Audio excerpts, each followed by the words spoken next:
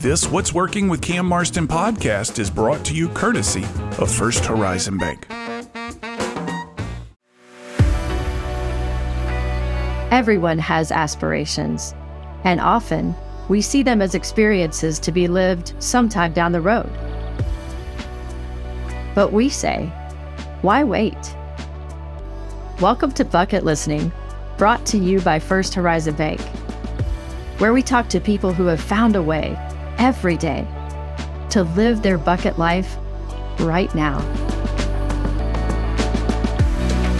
Hi, I'm Tabitha Scott, a human dynamics expert and the host of this podcast. I hope you'll join me as I sit down with people from all walks of life to learn how their passions, insights, and persistence have helped them turn their bucket list into a beautiful life. This is Bucket Listening, presented by First Horizon.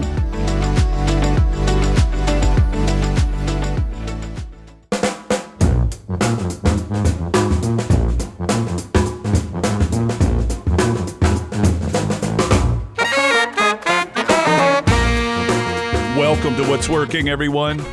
So happy to have you along for the ride here on another, what's going to be a great show. What's working for those of you that are new to the show, and I'll tell you why that's particularly important for this broadcast in a moment. What's working for those that are new to the show is a radio show / podcast that focuses on workplace, workforce, and marketplace trends. The guests on the show are people that can talk about the trends that are influencing their business, and they can discuss them with me in such a way that you can listen to them and apply the ideas that they share to your own workplace, to your own workforce, to your own marketplace. We find guests that can give you insight, and we find guests that can give you tactics as well as insight. And the goal is simple. Here's what I want for you as a result of your time spending listening to this show. I simply want you to get a little bit better at whatever it is that you do. We bring this content to you on a weekly basis as I scour the country looking for guests who will help us out, and you're going to have a good one today. When we come back from break, I'll have Gayle Rogers on the line with me. He'll actually be on a Zoom call. You won't see that, but he'll be on a Zoom call. His company is called The Atomic Agency out of Birmingham, and he and I talked about this a couple of weeks ago. He and I are going to talk about what he calls inside-out marketing. Making sure the bases are covered, the blocking and tackling, the bare minimums for making sure your business, your team, your message, whatever it may be, is received the right way with the right people. He also has an expertise in digital marketing. And my own experience with digital marketing is that it's very similar to a definition of a sailboat. The old anecdote is a sailboat is a hole in the water into which one throws money.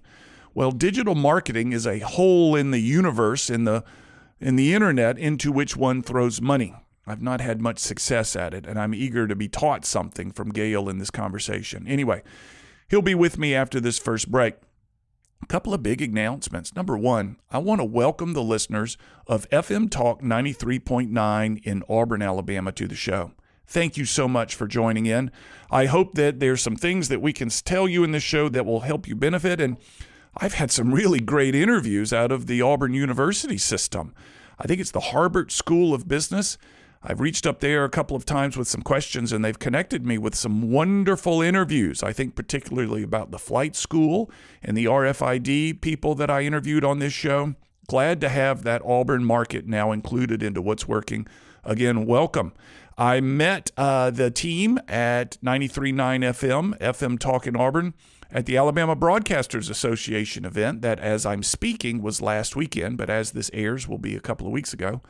I was their keynote speaker and was able to have a booth there and was grateful for a lot of traction at the booth, at the trade show booth after that presentation. It was well received. That was a fun keynote. It essentially takes the trends that we learn about on this show. The keynote took the trends that we learn about this show and organized it into a presentation that, based on the acclaim that I heard from everybody in the room, was very helpful in helping them understand their workforce. So keep that in mind. If you're looking for a speaker, I'll send you their way to the Alabama Broadcasters Association for a referral. Also, very excited to announce that we've got a new advertiser, First Horizon Bank. I'll tell you a little bit more about them at the end of segment 2. They've got a new podcast called Bucket Listening, and it's about why wait until later to achieve your bucket list. Why not start it now? And First Horizon feels that they can help. It's been a long road to get them on board, and I'm happy they're on board. And I'll tell you again a little bit more about them as we get towards the end of segment 2. And I can introduce you to the podcast called Bucket Listening. I listened to one the other day. Really good. All right. Gayle Rogers will be on the line with me, or on a Zoom call with me, as we come back from break. We're going to be talking about inside-out marketing. You're listening to What's Working. I'm Cam Marston. Stick around. It's going to be a good one, and I think you're really going to enjoy it. We'll be right back.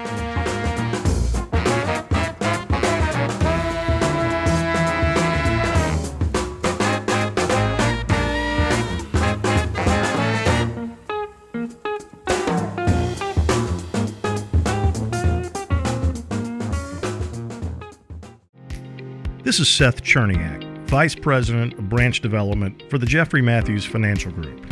If you're an experienced financial advisor wanting the freedom of independence but aren't sure making that jump is right for you, we should talk. Jeffrey Matthews has developed a successful program for advisors who don't want to be 1099 contractors and don't want to pay for their own overhead. We're looking for advisors who want the freedom to run their business the way they see fit, with the support that comes with a W-2 firm. If you're interested in joining one of our branches, or if you want to open your own branch as a full-time employee, let's chat. Our compensation plan is one of the most competitive among all W-2 firms, big or small. Reach out to us today at jeffreymatthews.com, connect with me, Seth Cherniak, on LinkedIn, or click the link in the podcast. Jeffrey Matthews Financial Group, member FINRA, SIPC.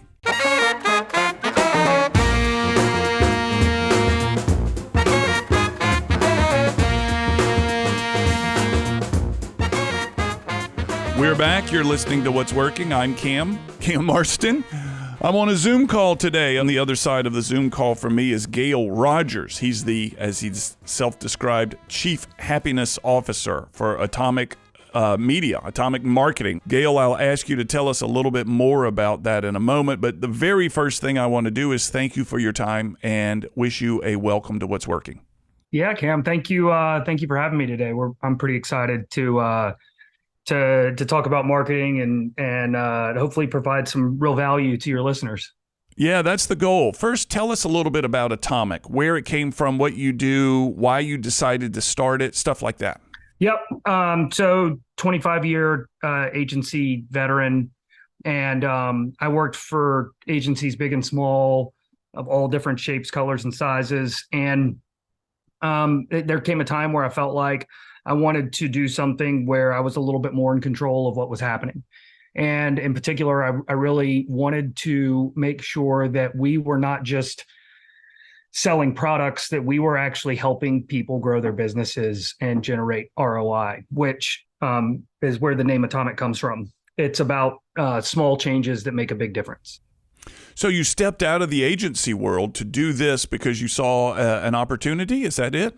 Yeah, I'd been planning it for a little while. I released myself on my own recognizance in January of 2020. So kind of an interesting time. One of the things that you and I talked about was inside-out marketing. When you and I were talking about putting this show together, what does inside-out marketing mean? What does it mean to my listeners? Yeah, so we're big advocates of starting from the things that are closest to you, that you have the most control over, and fixing those first, and then stepping out each way farther and farther away from you. So meaning, like, I don't want you to start with a billboard or a TV ad.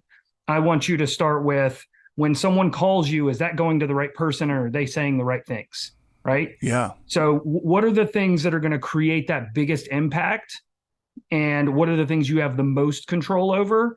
And as you build out, you're building this fantastic foundation so that when you do decide to run, a TV ad or something big like that, where you're spending a lot of money, you've got your entire, all your plumbing, your funnel is all, you've inspected it and it's working exactly the way it should.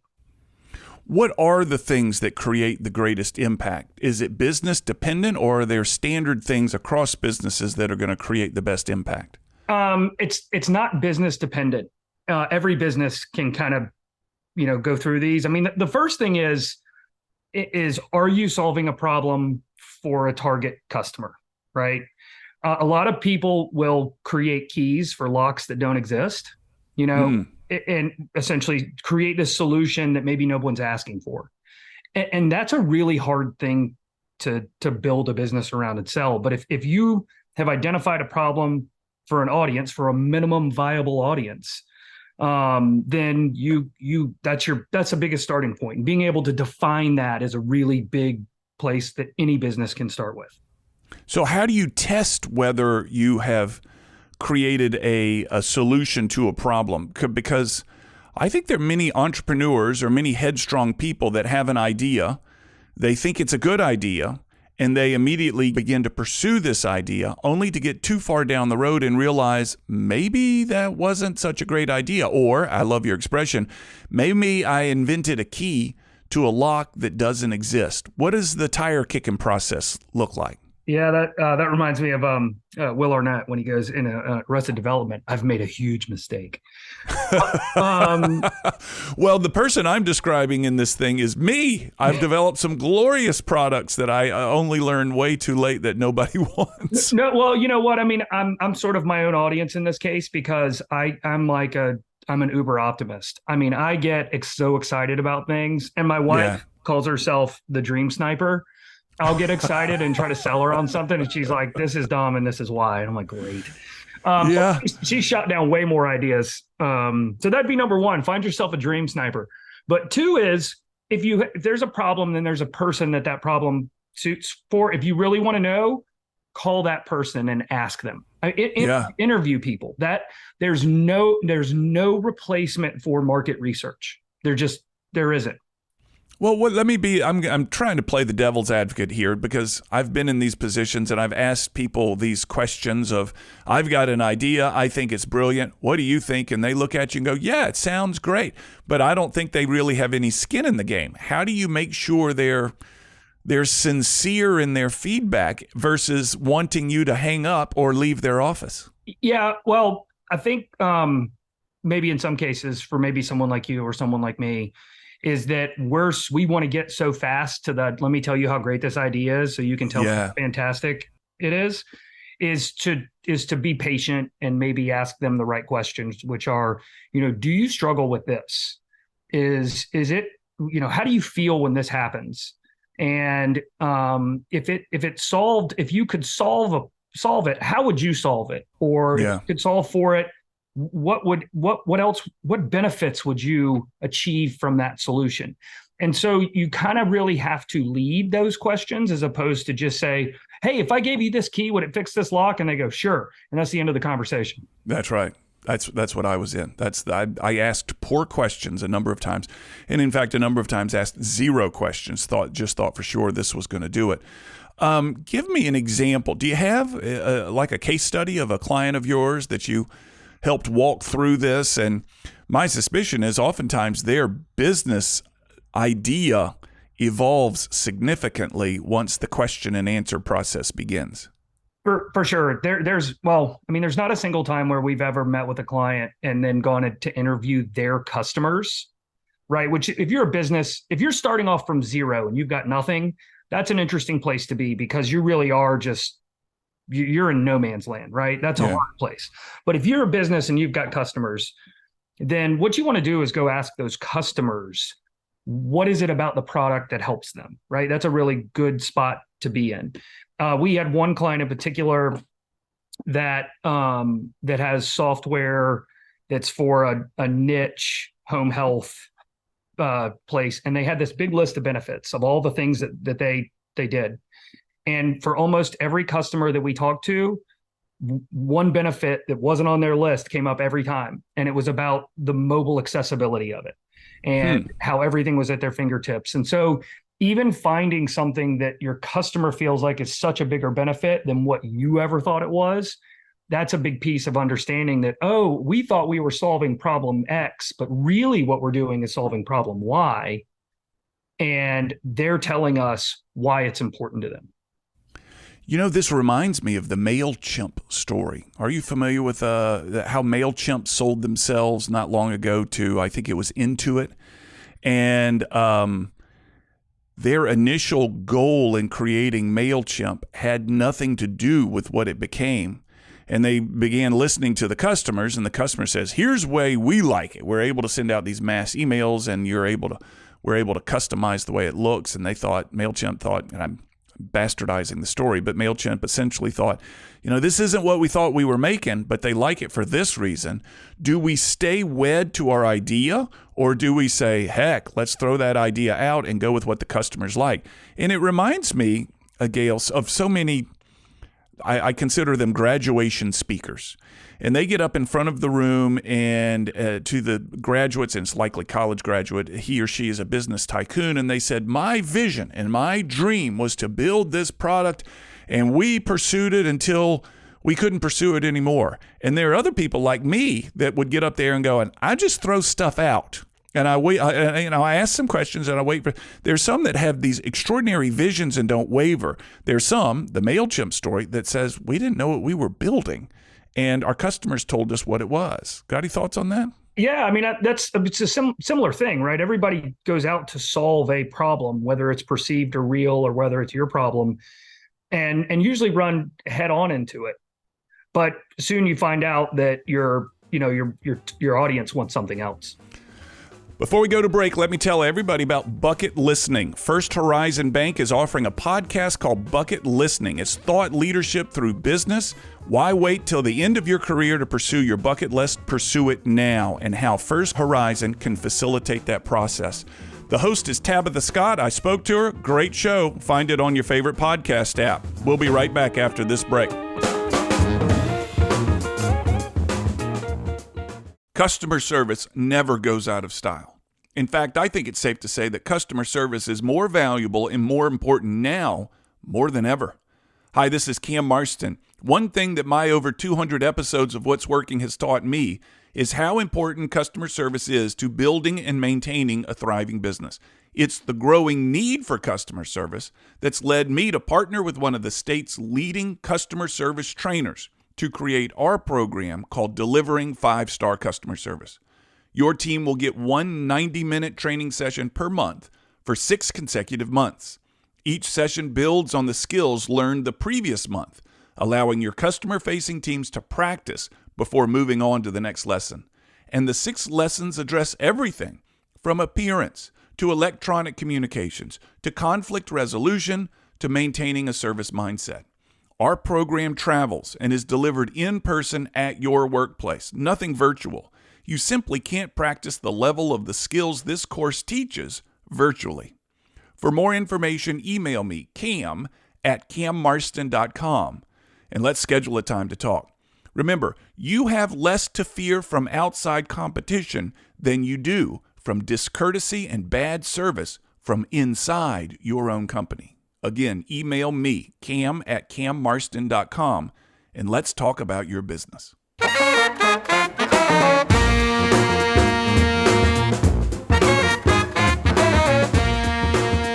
We're back. You're listening to What's Working. I'm Cam Marston. I'm on the Zoom call with Gayle Rogers. He's calling in from the Birmingham area. His company is Atomic Marketing, and we're going through some of the basic things of getting a business started, rolling it out. We've been talking a good bit about client interaction with testing the idea. Gayle, in the previous segment, we talked a little bit about the fundamental things that a business needs. Let's go into that a little bit and make sure the listeners out there who may have a role in their own business have those fundamental things covered. One of the things you talked about was, for example, making sure the right person takes the call. If someone calls in and is interested, that it gets to the right person and they know the right things to say. Can you expand on that a little bit? Yeah, I mean, there are a lot of little touch points as a customer calls in, but certainly, that's kind of a simple thing. And when you've got a business that maybe is like a service, maybe an HVAC business, and you have someone calling in to set an appointment, and that person knowing to ask the right questions, which helps make the service appointment run more smoothly and all those things. I mean, having that that workflow set up and ready to go is really, really, really important. Otherwise, you're kind of always scrambling to get it right.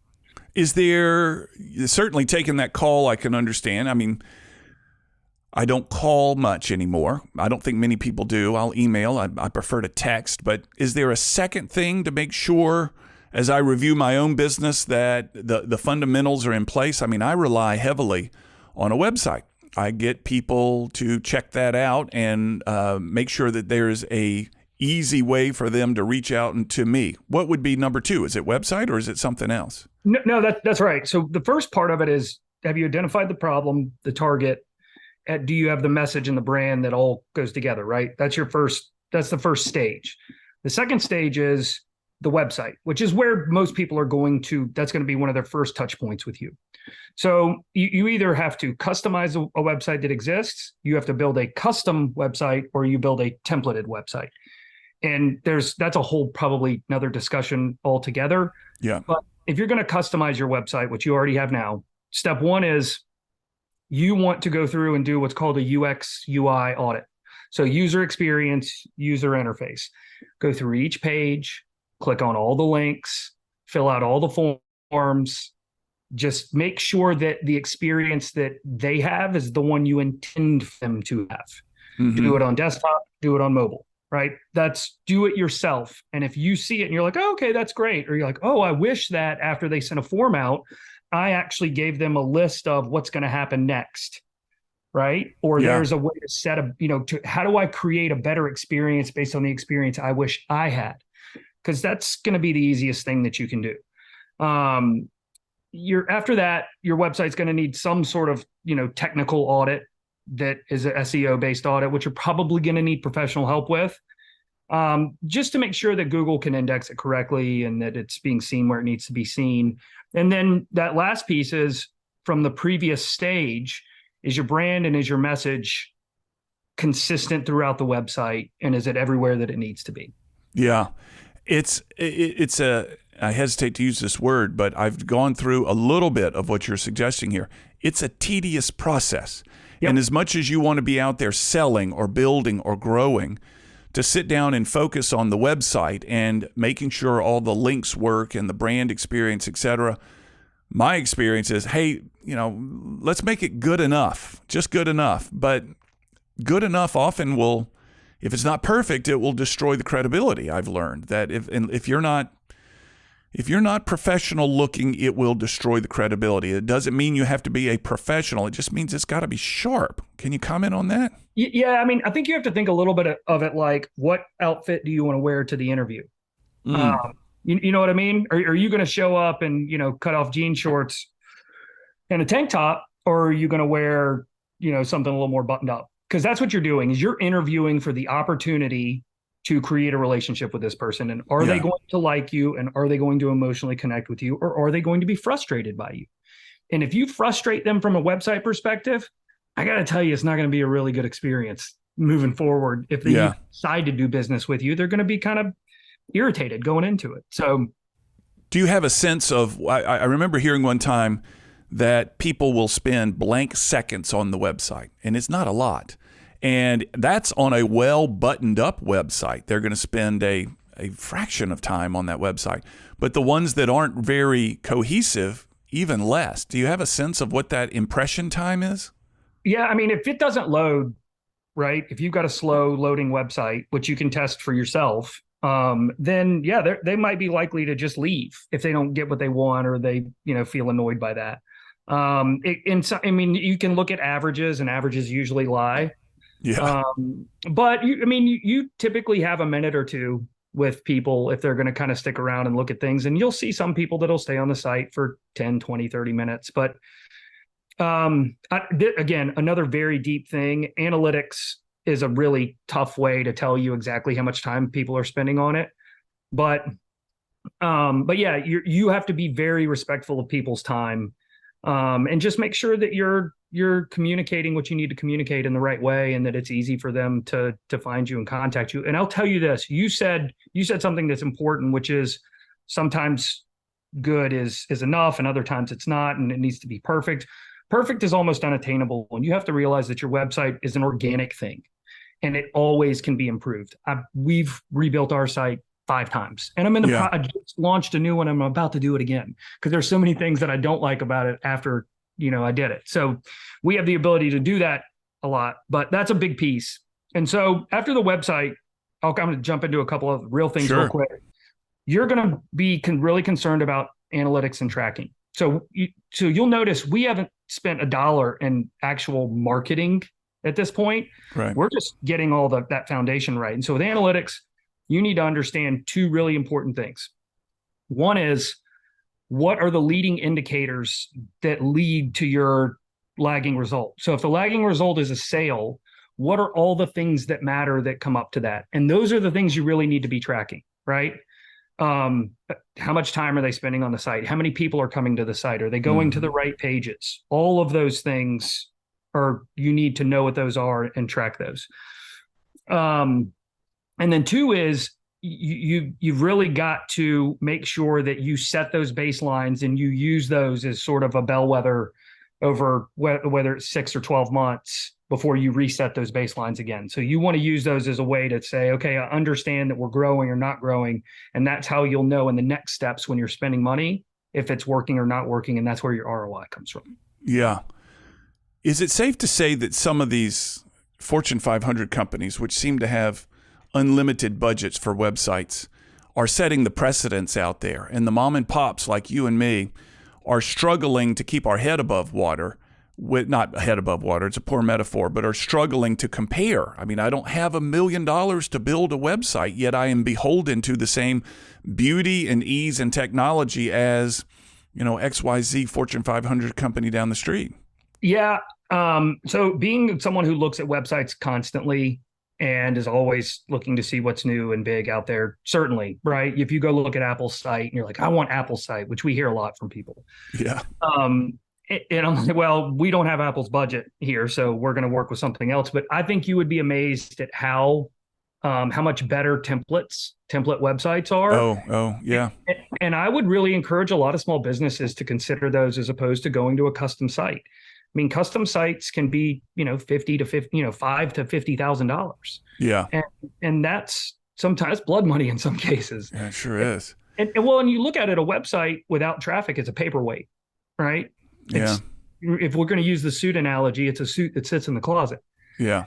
So if you need to make sure you have money left over to promote that through your marketing channels. And so there's stages that each business needs to go through on the type of website that they need. Yeah, it's something that I'm learning. I'm on my, 4th or 5th iteration of the website, and what's valuable about each one that I make tends to change. The Google tracking measures that the people that develop it say, oh, these have changed, and we've got to do this and that. The site above the fold, a term from media, what it needs to look like. Learning this as we go along. We're to go into break, Gayle, and when we come back from break, I want to talk to you about those questions that I sent you in advance. But before that, I do have a question of selling products versus services on websites. We'll touch on that when we get back from break. You're listening to What's Working. I'm Cam Marston, on with Gayle Rogers. We'll be right back. This is Seth Cherniak, Vice President of Branch Development for the Jeffrey Matthews Financial Group. If you're an experienced financial advisor wanting the freedom of independence, but aren't sure making that jump is right for you, we should talk. Jeffrey Matthews has developed a successful program for advisors who don't want to be 1099 contractors and don't want to pay for their own overhead. We're looking for advisors who want the freedom to run their business the way they see fit, with the support that comes with a W-2 firm. If you're interested in joining one of our branches, or if you want to open your own branch as a full-time employee, let's chat. Our compensation plan is one of the most competitive among all W-2 firms, big or small. Reach out to us today at jeffreymatthews.com, connect with me, Seth Cherniak, on LinkedIn, or click the link in the podcast. Jeffrey Matthews Financial Group, member FINRA, SIPC.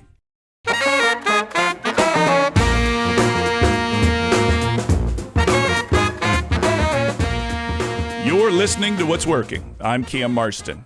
On the other side of a Zoom call from me is Gayle Rogers. His company is Atomic Marketing, based out of Birmingham, Alabama. And he and I are talking about kind of the fundamentals of what it takes to get in and launch a business and to make it successful. So often on What's Working, we talk about nuance. We talk about small things. This is the basic building blocks of things. And Gayle, prior to the break, I sell largely a service versus a product. And very few people buy my stuff without first wanting to talk to me. However, I just bought a couple of belts for the car without talking to a soul. Click and have it sent. What's the difference in the way the website needs to look and function versus they're buying a service or the personality of someone versus a fan belt? Yeah. Well, it's about the type of confidence that they need, right? So if you're buying something from Amazon, your confidence level needs to be almost at zero, because you know that if it breaks or you don't like it, you just send it back. You can't really do that with a service. Yeah. So it requires you to include more things like testimonials and trust signals and logos and you have to have things like, you've got a direct call to action, which is schedule an appointment or buy this now. But then you have to have this transitional call to action, which is going to be check out our latest white paper or, download our checklist on how to get from A to B or whatever it is, so that you're constantly trying to sell your expertise, right, which is a different thing than saying, I'm selling a fishing net. Right. Is it big enough to pull the fish in? Exactly. So trust builders, things on the website indicating trust. That's an interesting thought. And make me want to review my own site as we talk about that. That's good. Let's get into these questions, if you will, Gayle. I think they help people learn you a little bit better. I sent you 8. We used to have 10. We never got through them, mainly because I keep talking, just like what I'm doing now. Yeah. How about let's get into the question. Your favorite business book, something leap off the bookshelf to you? Can I give you 15? You can give me 1. Oh, okay. There's a lot of different ones for different places and where businesses are. If I was going to say for a lot of like startup type businesses, or you're still kind of getting things going, I like a lot of what Mike Michalowicz writes. And his focus is on like entrepreneurs, and a good one to start with is called Clockwork. It's sort of it's a newer version of the E-Myth revisited. So Michael Gerber's, it's kind of a easier listen. And I listen to all these books. I say I read them now, but I just listen. I saw Michael Gerber speak one time down in Florida, and I hold him in the highest regard. He really organized thoughts in a way no one had done before. Yeah. And I don't know whether his content is still applicable. This was long before the internet and online sales and things like that. But at the time, he was a bad dude, and I really enjoyed seeing him speak. I may have genuflected in front of him. I don't know. No, it is. Go back and listen to it if you haven't. It applies. And then Clockwork, like I said, is a more condensed, sort of a easier listen. Number 2, what one trend in the marketplace excites you about your business? So for me, one of the things that, AI is such a big deal, and it is exciting, but I also, being that I'm more of a kind of a counterculture sort of person, is that not that I'm like going to be a Luddite here and say that I don't believe that AI is going to be anything, but I like trying to figure out how do we get to be more personal with people, as opposed to more, less personal in that case. Yeah. Our business has a lot to do with relationships, and our clients need to create relationships to create, a more, create longevity in their business. It comes up in nearly every interview is the importance of relationships. And I haven't had anybody, even if Amazon was on, they'd say, Cam, your relationship with that website is what we're trying to build with you. And they may be right. All right. Number 3, what one trend in the marketplace worries you? AI. Yeah. It's proliferating all of this garbage that is it's polluting the internet. And I mean, the opportunity is there's so much garbage. If you produce real, content and real, thoughtful information, that it'll stand out so much from that. So with every problem, there's an opportunity. But yeah, AI it's worrisome from the simple fact that people are just running to it just to produce a bunch of crap. Well, yeah. Well, I kind of agree. I'm beginning to see that crap come through.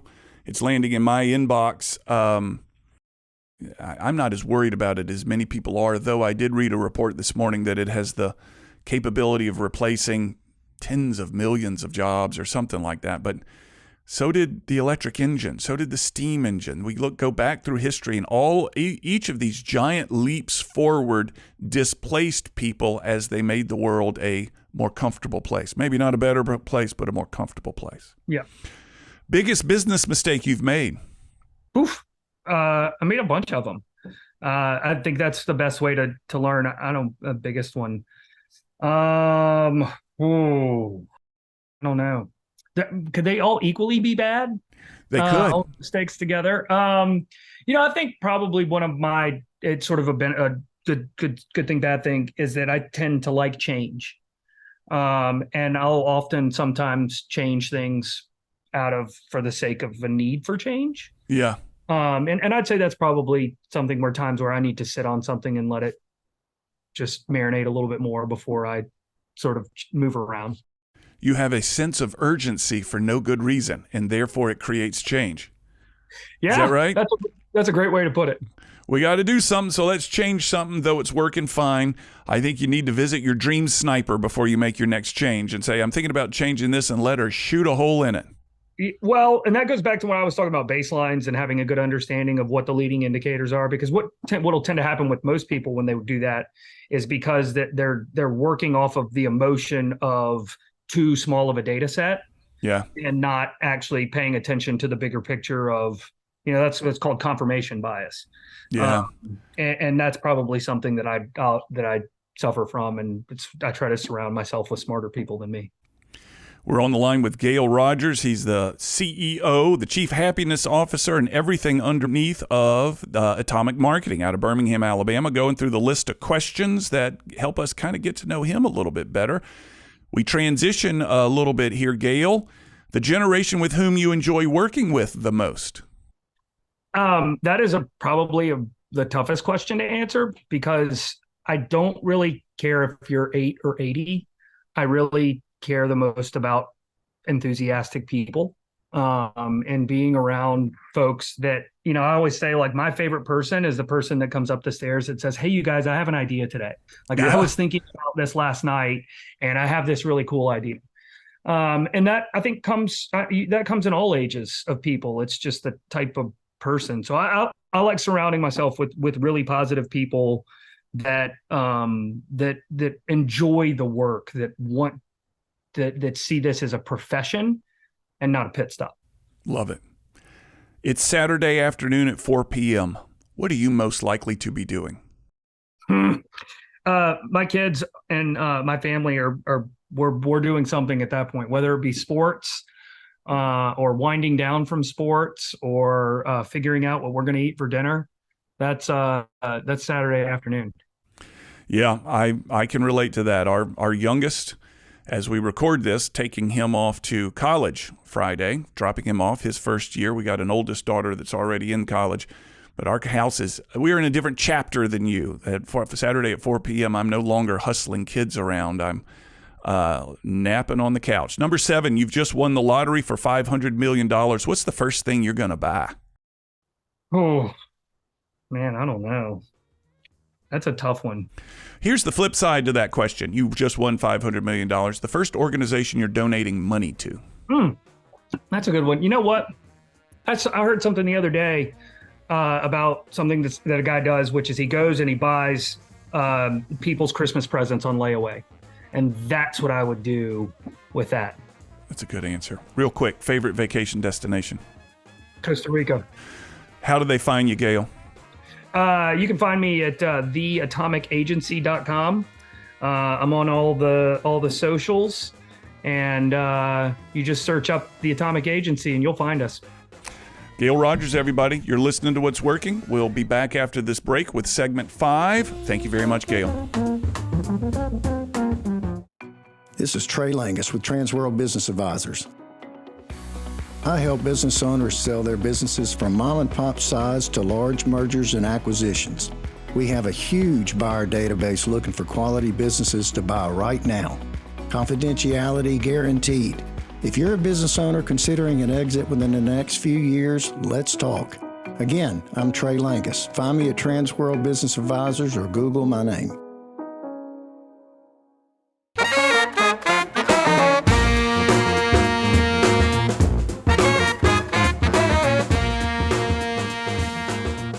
Thank you, Gayle. Again, folks, that was Gayle Rogers, Atomic Marketing. You can find him online, and he offered very generously to create a checklist of the things that you need to consider as a business owner, business leader, somebody that needs to make sure that customer experience is positive.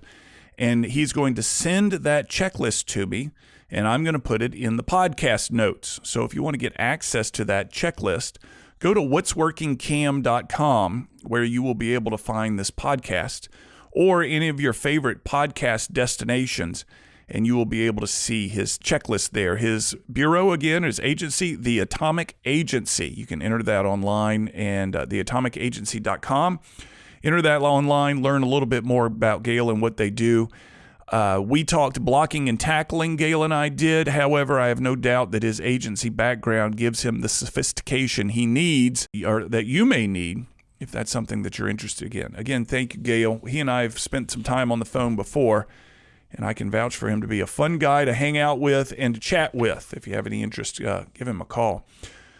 So it was with Gayle, as perhaps you heard, that he and I were talking about AI and the threat of AI. And it's becoming more and more clear to me that I need to have an AI expert on the show to talk about the opportunity as well as the threat. So real quick in the break, I Googled what is the threat of AI. So the BBC reports that 300 million, folks, that's just shy of the total population of the United States. 300 million full-time jobs could be impacted by AI in some way. And that is certainly cause for concern. But like Gayle and I talked about, there have been these huge technological advances throughout human history that has disrupted. Nevertheless, we come out on a better place. Getting through that disruption is difficult, and we're faced with it right now, perhaps. I was reading something else online about the medical profession being a little bit concerned with AI because a lot of the patients are somewhat able to effectively self-diagnose, enter their conditions or whatever it has, and AI pops up a report that's pretty accurate on what they may be going through. Additionally, BBC reports that it could increase the value of total products and services by 7%. I'm less clear on what that measurement means, but equally concerning is, one concern, 300 million full-time jobs at risk. The other side, it's going to increase the value of products and services up 7% for us. So we'll have to see what that is. I feel like I'm getting these emails that are AI generated, making specific references to me and my product and my shows and the presentations that I do, but they lack something, and I think they're automatically generated. Anyway, that'll wrap us up for this week. Again, thank you, Gayle. You can find the show, what'sworkingcam.com. You can find us all over social media. I hope you'll do so. Click likes and follows and things like that. If you're listening to the podcast, we sure appreciate an evaluation of that podcast, particularly if you listen to Apple Podcasts, which is where I get all my podcasts. We got a new show editor, Brad Rogers. Thank you so much, Brad. He cleans up the ands, the ums, and the you-knows, does a good job. I'm grateful for his attention to the show. That'll wrap us up this week, everybody. Have a good week.